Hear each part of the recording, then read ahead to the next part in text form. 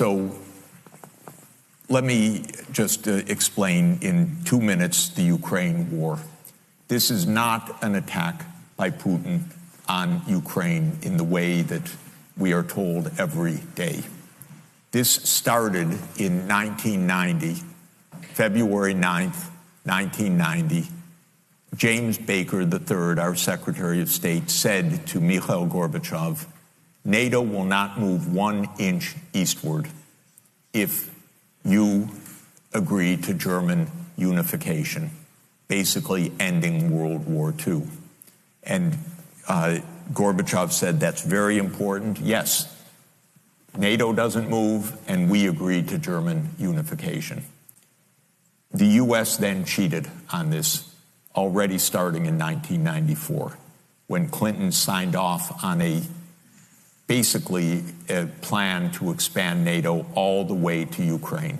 This is when the so-called neocons took power, and Clinton was the first agent of this. And the expansion of NATO started in 1999 with Poland, Hungary, and Czech Republic. At that point, Russia didn't much care. There was no border other than with the Königsberg, but other than that, there was no direct threat. Then the U.S. led the bombing of Serbia in 1999.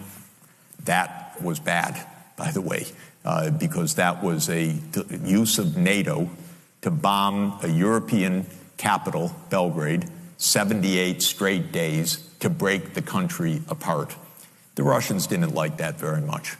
But Putin became president, they swallowed it, they complained, but even Putin started out pro-European, pro-American, actually asked maybe we should join NATO when there was still the idea of some kind of mutually respectful relationship. Then 9/11 came, then came Afghanistan, and the Russians said, yeah, we'll support you, we understand, to root out terror. But then came 2 other decisive actions. In 2002, the United States unilaterally walked out of the anti-ballistic missile treaty. This was probably the most decisive event, never discussed in this context. But what it did was trigger the U.S. putting in missile systems in Eastern Europe that Russia views as a dire, direct threat to national security by making possible a decapitation strike of missiles that are a few minutes away from Moscow. And we put in 2 Aegis missile systems. We say it's defense. Russia says, how do we know it's not Tomahawk nuclear-tipped missiles in your silos? You've told us we have nothing to do with this. And so we walked out of the ABM treaty unilaterally in 2002. And then in 2003, we invaded Iraq on completely phony pretenses, as I've explained. In 2004-05, we engaged in a soft regime change operation in Ukraine, the so-called First Color Revolution. It put in office somebody that I knew and I was friends with, and am kind of distantly friends with President Yushchenko, because I was an advisor to the Ukrainian government in 1993, 94, 95. And then the U.S. had its dirty hands in this. It should not meddle in other countries' elections. But in 2009, Yanukovych won the election, and he became president, and in 2010, on the basis of neutrality for Ukraine. That calmed things down because the U.S. was pushing NATO, but the people of Ukraine on the opinion polls didn't even want to be in NATO. They knew that the country is divided between ethnic Ukrainian, ethnic Russian. What do we want with this? We want to stay away from your problems.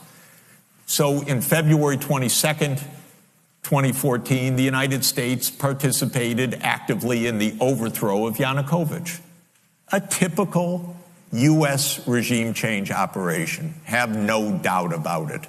And the Russians did us a favor. They intercepted a really ugly call between Victoria Nuland, my colleague at Columbia University now. And if you know her name and what she's done, have sympathy for me. Really. Between her and the U.S. ambassador to Ukraine, Jeffrey Piat, who's a senior State Department official till today. And they talked about regime change. They said, who's going to be the next government? Why don't we pick this one? No, Klitschko shouldn't go in. It should be Yatsenyuk. Yes, it was Yatsenyuk, and we'll get the big guy, Biden, to come in and do an attaboy, they say, pat him on the back. It's great. So they made the new government. And I happened to be invited to go there soon after that, not knowing any of the background. And then some of it was in a very ugly way explained to me after I arrived, how the U.S. had participated in this. All of this is to say, the U.S. then said, okay, now NATO's really going to enlarge. And Putin kept saying, stop. You promised no NATO enlargement. It's been, by the way, I forgot to mention, in 2004, Estonia, Latvia, Lithuania, Bulgaria, Romania, Slovakia, Slovenia, 7 more countries in the not 1 inch eastward. And then, okay, it's a long story, but the U.S. kept rejecting the basic idea, don't expand NATO to Russia's border in a context where we're putting in goddamn missile systems. After breaking a treaty, 2019, we walked out of the Intermediate Nuclear Force Treaty. In 2017, we walked out of the JCPOA, the treaty with Iran. This is the partner. This is the trust building. In other words, it's completely reckless U.S. foreign policy. On December 15th, 2021, Putin put on the table a draft Russia-U.S. security agreement. You can find it online. The basis of it is no NATO enlargement. I called the White House that next week after that, begging them, take the negotiations. Putin's offered something, avoid this war. Oh, Jeff, there's not going to be a war. Announce that NATO's not going to enlarge. Oh, don't worry, NATO's not going to enlarge. I said, oh, you're going to have a war over something that's not going to happen? Why don't you announce them? And he said, no, our policy is an open door. This is Jake Sullivan. Our policy is an open door policy. Open door for NATO enlargement. That is under the category of bullshit, by the way. You don't have your right to put your military bases anywhere you want and expect peace in this world. You have to have some prudence. There's no such thing as an open door that we're going to be there and we're going to put our missile systems there and that's our right. There's no right to that. We declared in 1823, Europeans don't come to the Western Hemisphere. That's the Monroe Doctrine. The whole Western Hemisphere, after all. Okay, anyway, they turned down the negotiations. Then the special military operation started. And 5 days later, Zelensky says, okay, neutrality. And then the Turks said, we'll mediate this. And I flew to Ankara to discuss it with the Turkish negotiators because I wanted to hear exactly what was going on. So what was going on was they reached an agreement with a few odds and ends. And then the United States and Britain said, no way. You guys fight on.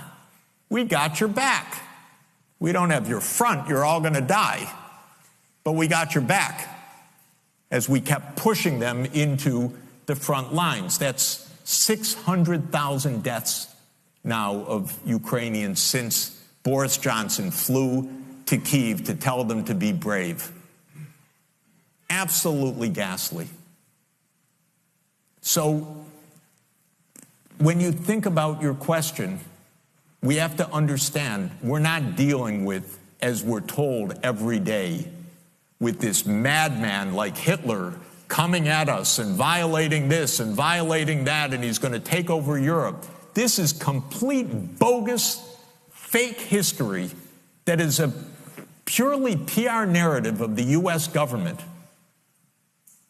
And it doesn't stand up at all to anyone that knows anything. And if you try to say a word of this I got completely cut out of the New York Times back in 2022 after writing my whole life columns for them. Oh, I'd send this, okay. And by the way, online, it's not even space. There's no limit. They could publish 700 words. They would not publish, since then, 700 words for me about what I saw with my own eyes about what this war is about. They won't do it. We're playing games here. So, God forbid a nuclear power comes at us. I don't know what's going to happen. But we came at them. And we should stop going after China and Taiwan. It's not our goddamn business.